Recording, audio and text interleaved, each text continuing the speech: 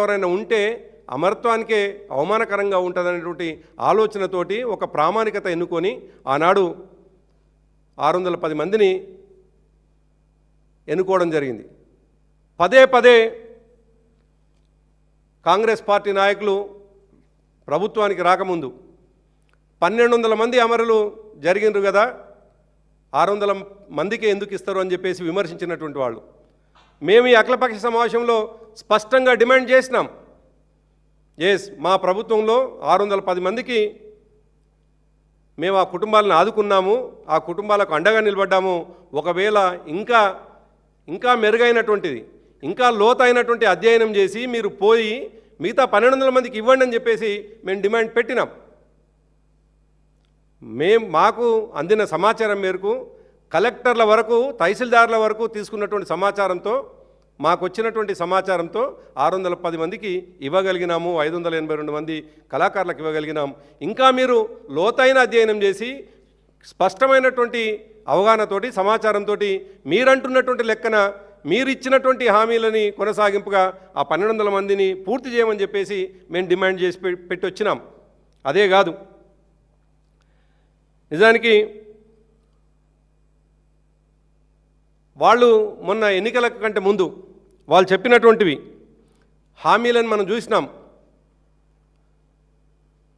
6 గ్యారెంటీల్లోనే భాగం చేసినారు. ఇందిరమ్మ ఇళ్లలో భాగంగా ప్రతి ఉద్యమకారుడికి 250 గజాల ఇళ్ల స్థలం ఇస్తామని చెప్పేసి వాళ్ళు చాలా స్పష్టంగా చెప్పినారు. ఉద్యమంలో మరణించిన వారి కుటుంబంలో తండ్రి అయినా, తల్లి అయినా, కుటుంబ సభ్యులు ఎవరైనా అర్హత ఉంటే వారికి కూడా ఉద్యోగాలు ఇస్తామని చెప్పేసి చెప్పినారు. అదే కాదు, గుర్తింపు కార్డు కూడా ఇస్తామని చెప్పేసి వాళ్ళు హామీ ఇచ్చినారు. ఇవి ఇవ్వాలని చెప్పేసి మేము ఇవాళ అఖిలపక్షంలో డిమాండ్ పెట్టినాం.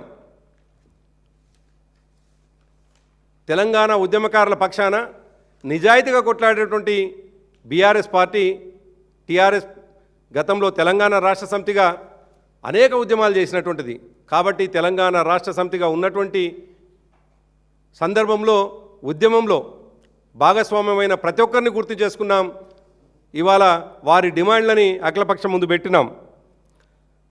దురదృష్టం ఏంటంటే, ఇంతకుముందే నేను అన్నట్టుగా ఆదిలోనే హంసపాదులాగా ఒక కమిటీ అని వేసినారు.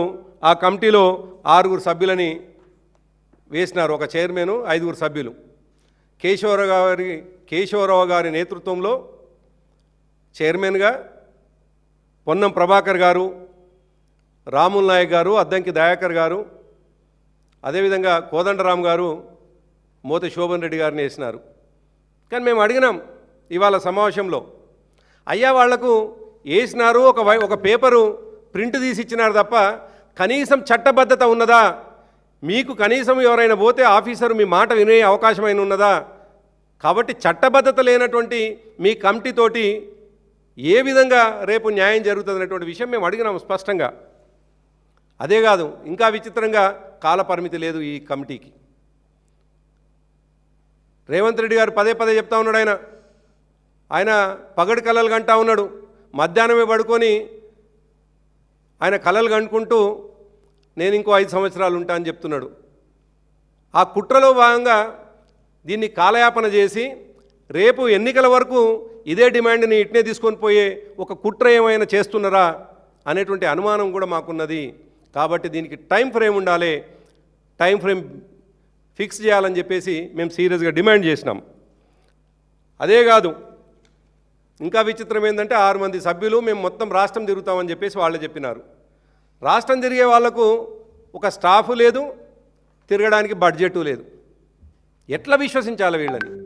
ఈ కమిటీని ఎట్లా విశ్వసించాలి?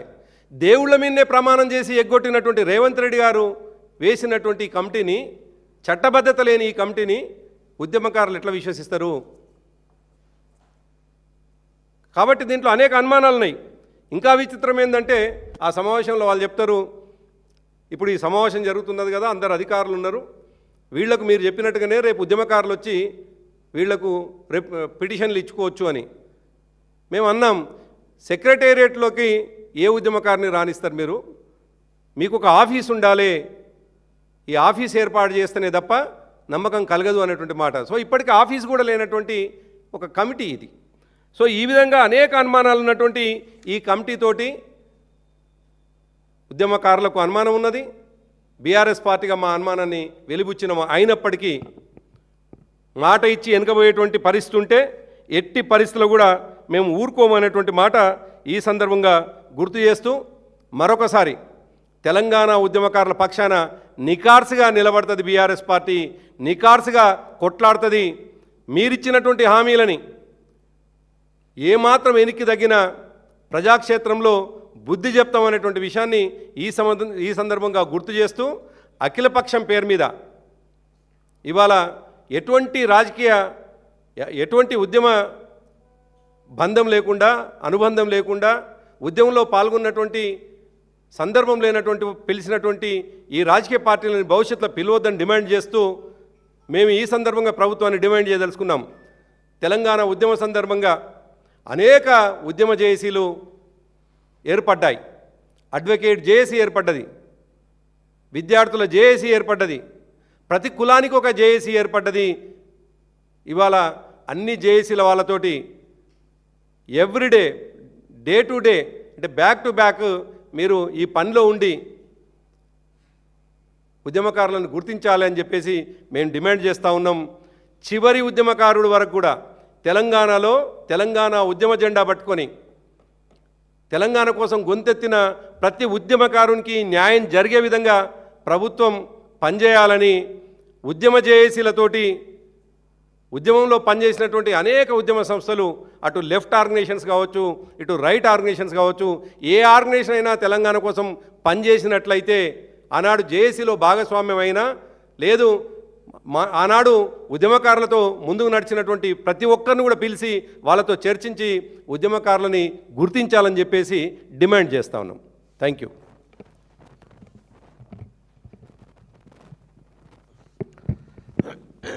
మీడియా మిత్రులకు